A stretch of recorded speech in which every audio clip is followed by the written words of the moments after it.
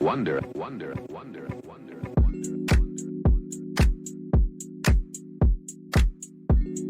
First of all, I just want to say thank you for giving me a little bit of your time. Well, finally. Yeah. It took us so long to get it together. I know. And, I've just been talking about you to so many people about, go out and vote for Miss Sallie. But I think, you know what? I needed to share this on my podcast as well, because I have listeners that are women like me, moms. They are out in this, in the city doing their thing. They're working. Some of them stay at home. And I just feel like the more informed we are about our candidates, the better we are in, in voting for y'all and getting y'all in there. Well, thank you, honey. I love how involved you are, and I love following you. You're so fun to follow. Oh, thank you so much. Yes, I do love doing my thing out there. So, Miss Sallie, you are running for, can you tell us what position you're running for? I think you said City Council position 5, correct? I am running for Houston City Council at-large position 5. There are 11 district council members that represent specific geographic areas in Houston, and then 5 at-large, which represent the whole darn city. And so anybody who lives within the city limits can vote for you, right? I mean, it's not... That is right. Yeah. Yes. Okay. Anybody who lives in the city. Okay. Because I'm guessing it's not Harris County. It's City of Houston. No, if you're in unincorporated Harris County, you can't vote for me. Okay, gotcha. But if you're within the city limits, you can vote for me. Perfect. And what motivated you to run for, you're running for re-election. So what motivated you from the very beginning to get into politics? So I have worked at City Hall for a long time. So I went to graduate school in the early 90s. And I got a master's in public administration and public policy.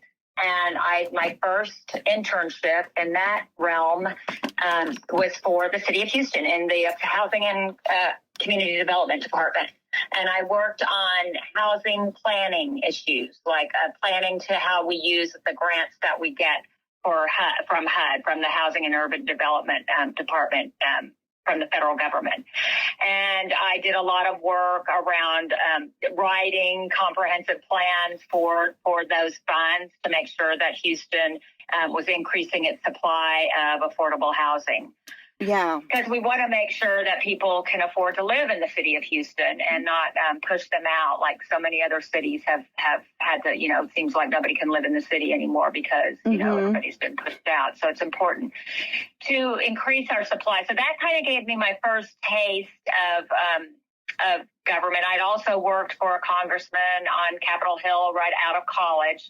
I was out of college I graduated from UT with a finance degree and worked in banking, then worked on the Hill in Washington, then went back to graduate school, and then worked in the city's housing department and really liked it. Then later on, I worked I went back when Bill White was mayor. He hired me to come back to the housing department to work on some compliance issues we were having with HUD, some issues the department was having, kind of work through them with HUD so we could continue receiving our grant funds.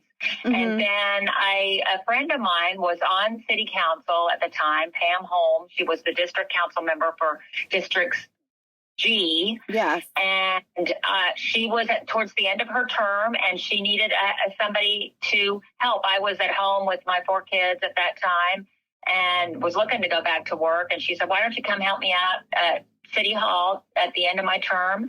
And I thought I would really be down there for the 4 or 5 months she had left and just help her out towards the end.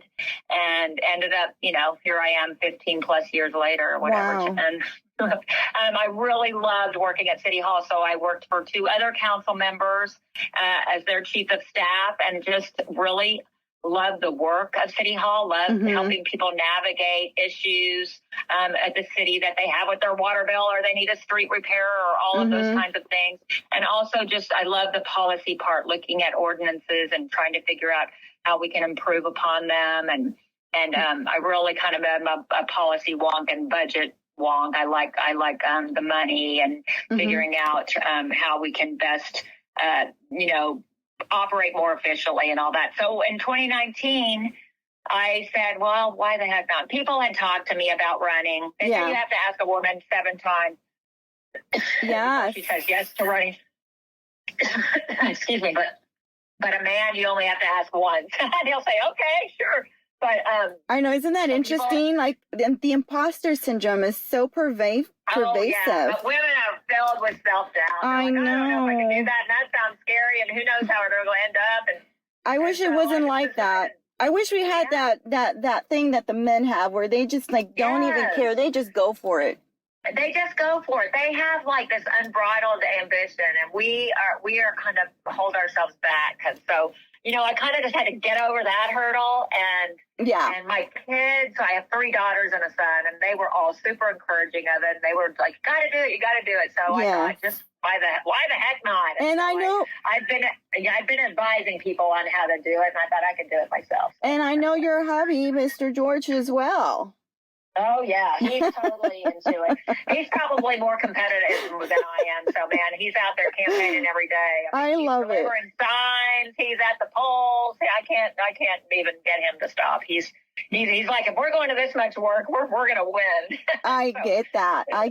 No, and I can see it in him. Like, he is so committed to your campaign and just wants you to just exceed. Really, and I love that about the whole thing. Yeah, that is such a beautiful relationship. And before I met you, Rusk, my husband, had mentioned how he knew you, and he knew both of you, and he thought, wow, these are like some of the nicest people that I have ever met, because he used to have all kinds of craziness happen at that shop. You know that, right? Sure.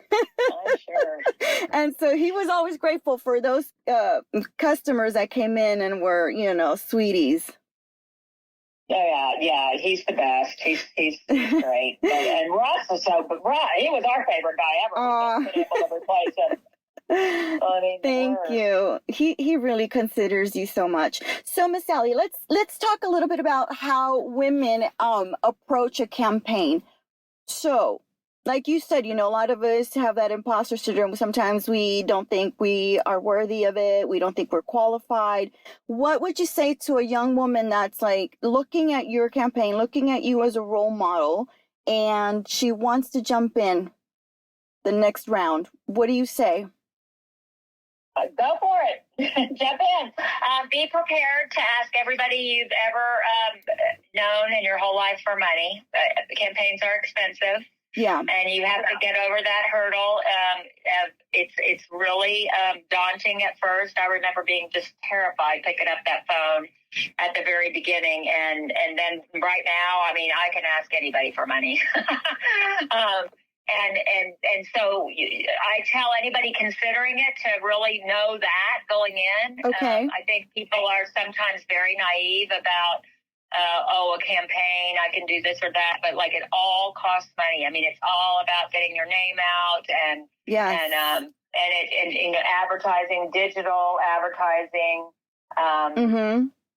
mail, TV, anything you do is expensive, especially in a citywide race. In a district race, it depends on, like if what you're running for. If it's a smaller area to cover, whether it be school board or council or a state rep. State rep can be really expensive too, but it's you got to understand that much of campaigning is raising money. Right. And so that's one thing to consider. The other thing is it's a very extremely time consuming. A campaign is pretty much you are out in the community all the time, really just meeting with people, listening to people, talking to people that you admire that have done it before, getting good advice from people. That's a huge step. Just really, even if you're discerning running for office, just talk to people who've done it and really kind of get a flavor for what you're in for. Okay. But it's I have such respect for people that jump in. No matter what their chances or whatever. It's kind of overwhelming, but but if you want to do it, there's no reason not to do it. Right. You know, there's just no reason not to do it. Just jump in with both feet and never look back. And it's right. And it's like with everything, there's a learning curve in anything that we do. Yeah, for sure. Yeah. You know, one of the things that I do events all the time. And so it's the hardest thing for me is to go looking for sponsorships and fundraising. Oh my goodness. It is so hard for me to do that, but it's so hard. You like you said, you kind of get better at it as you go throughout the years. Yeah. Even if it is a challenge at the beginning, give yourself that time and practice like asking, and I guess it gets easier as you go along, right? Exactly. Oh, exactly. good. It is. I mean, it's still never fun to like have to call and ask for money, but it's you do get better at it. So what is one particular issue that's really something that you're very passionate about and you really want to go back into city council and really work on this particular issue? What is that, Miss Sallie? Infrastructure has kind of been my thing. You know, one of the council members for whom I worked was a drainage engineer, Steve Costello. And you know, we are a city that floods.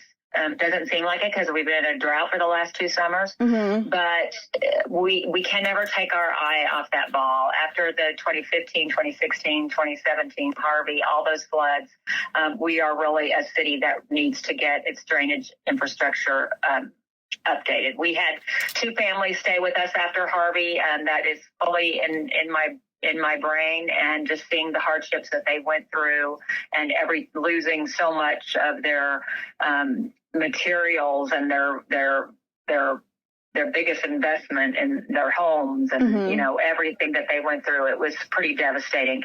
So I will always be a champion for drainage infrastructure. Going along with that, our streets, we all know, I mean, when our streets need a lot of help. And I'm also a big champion for sidewalks. And really have been successful in getting additional funding for sidewalks. We leave all the sidewalk improvements and maintenance up to the property owners, and I think we've got to kind of do some reversal of that policy, and the city needs to take on more responsibility for having a good pedestrian infrastructure throughout the city. So that's I'd say infrastructure is, you know, of course, public safety as a city government is always our top priority, making sure that our police and fire have the resources that they need to serve the residents and to make our city safer. But as far as things that I work on consistently, it's infrastructure. And does that entail also the traffic jams that are so pervasive now in the city? Yes, right. Transportation goes along with that. I do something called No Car Friday, and I don't take my car on Friday. I've been doing it ever since I was elected. I mean, I could do carpool sometimes, but I try to walk or ride a bike or ride the bus. I've ridden the bus a lot. You know, we've got about 1% of Houstonians riding the bus regularly. If we could even up that to 2%, it would take a lot of cars off the road. And I love just hopping on the bus and going downtown on the bus. It's easy and safe. I've never had a problem on the bus. What's the fare now? How much do we pay if we get on the bus? I think it's $1.25. Oh, okay. Sounds right. Yeah. Wow. And so it's easy. I can text and read the paper and do all kinds of things. Yeah, catch up on work, listen to podcasts. It's really fun to kind of see my Friday and see how I got around all the day without a car. But you know, I know everybody can't do that, and I know this is a car-centric city. It's just, I think the hybrid work schedules helping some people, more people teleworking helps with it some. We've got to kind of, you know, we've got to make sure we're building a city that's good for all road users, you know, people, cars, bikes, everybody. Oh my goodness, that is such an important thing because, you know, I find that at any time of the day, there's traffic. And I'm just always thinking like, gosh, I just want less people to move to Houston, but I don't know if that's the necessary good solution. I think you definitely have a better solution for that. Miss Sallie, so one more question before we end your interview. I just want you to give me one way or how, just want to ask you because there's so many of us that do 100 things. We're moms, we are our wives, you know, we work outside of the home. I take care of my parents. Like, I'm a sandwich generation, so we always have an energy drainage. So what do you do to reinforce or to refocus your energy and your commitment to what you're doing, to your campaign, to your everyday, when you're zapped and you're mentally exhausted? So my sister-in-law was a congresswoman in Northern Virginia, right outside of Washington, D.C., my brother's wife. And she gave me some excellent advice when I first started running.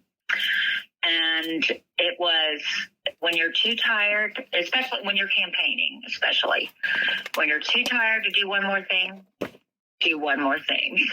Oh my gosh. So that I really followed that advice. George and I will be driving home from an event and we'll be like, oh, we should really stop by, or I should really stop by this and that.